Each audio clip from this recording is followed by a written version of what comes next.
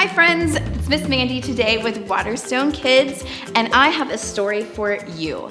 So, picture, Jesus has been crucified, he spent days teaching, and then was sent back up to heaven. And so his apostles were all left to wonder what to do next. But Jesus was very clear with them about what to do next. He wanted them to go into all the world and teach about him. So, that's exactly what they did.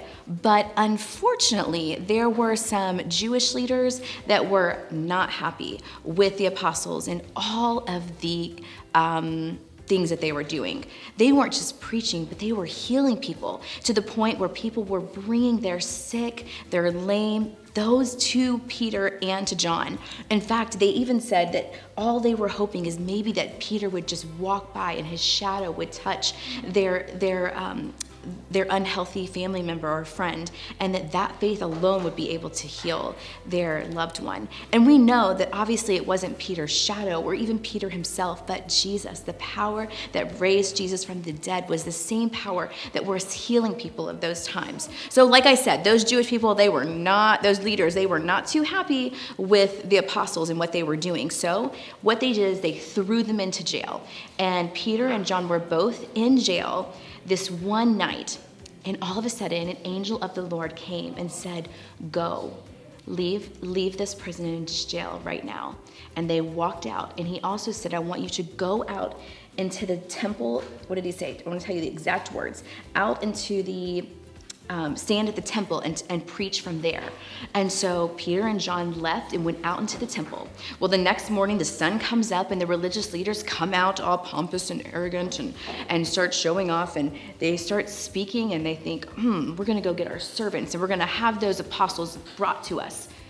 Well, unfortunately, when they went to the jail, the doors were locked and the guards were there, but the apostles, they were not there. Because remember, the angel of the Lord had come and opened the doors of the jail so that they could leave. And about that time, a servant came and said, "Hey, those guys, John and Peter, they're out there at the temple preaching to all these people." And that just made the religious leaders even more angry, to the point where they tried to decide if they should either kill Peter and John or if they should just let them go with a good beating. Well, one of the guys said, "Why don't we just let them go with a good beating?" And that's exactly what they did. They beat them too much. But that's what was so great about Peter and John.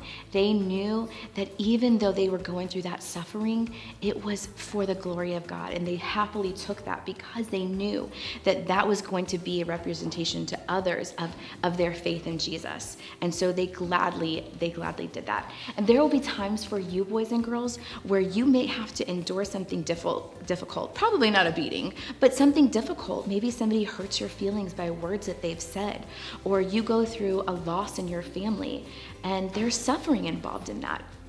And Jesus talks about that in the Bible, that there'll be suffering, but he came to overcome the world. And that is the good news that Peter and John knew at the time, and the good news that we know today, that even in our suffering, we have faith in Jesus, and we have faith that that is going to take us to be with him forever.